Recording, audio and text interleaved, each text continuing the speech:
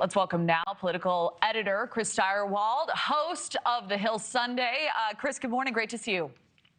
Good morning to you.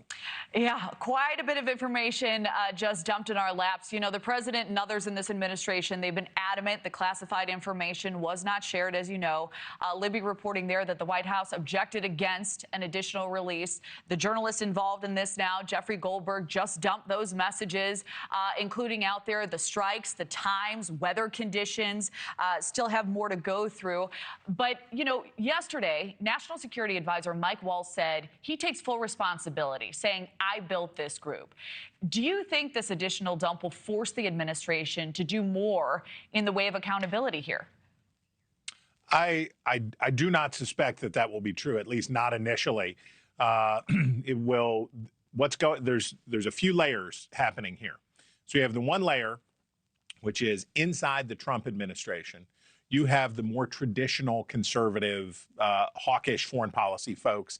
And Mike Waltz is that guy. He and Marco Rubio are part of a small group of traditional sort of Reaganite Republican foreign policy folks in the administration. So this is a field day for the nationalist wing of these folks. We hear from J.D. Vance. J.D. Vance was very careful to put in these messages his criticism of this conduct and that he did not want to see it happen. So inside the administration, behind closed doors, this is an opportunity for the critics of Marco Rubio, the critics of Mike Waltz and others to really try to string them up. And I'm sure that is happening behind the scenes. But they can't do it publicly yet, because Democrats are calling for Mike Waltz to be fired. Others are calling for Mike Waltz to be fired.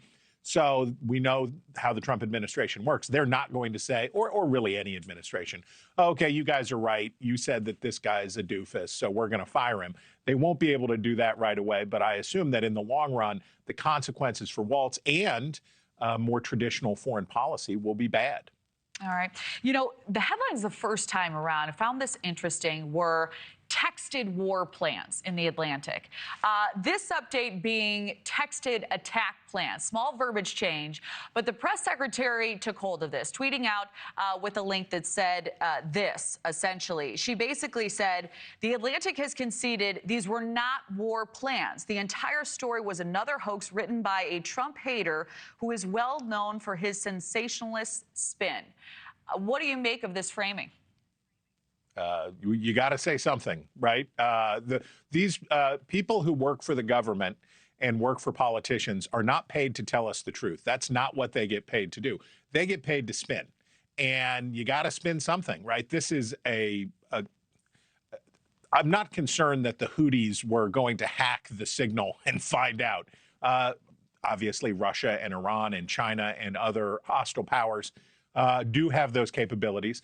But the issue here is it's amateurish, it's foolish, it's clownish. And we know that if this was the Biden administration, the very people who were on that thread would be going bananas about this. And the Republicans in the House would be investigating forever. This would be Hillary Clinton's emails times Benghazi equals 5 years of investigations and all that stuff. So we don't need to really worry about what the White House's definition of, well, it was a war plan, no, it was an attack plan, it's this. They have to say something because what are they going to do? Say, yeah, you guys are right, we really screwed up. Thank you for watching. Go to newsnationnow.com to find NewsNation on your television provider. And don't forget to click the red subscribe button below to get more of NewsNation's fact-driven, unbiased coverage.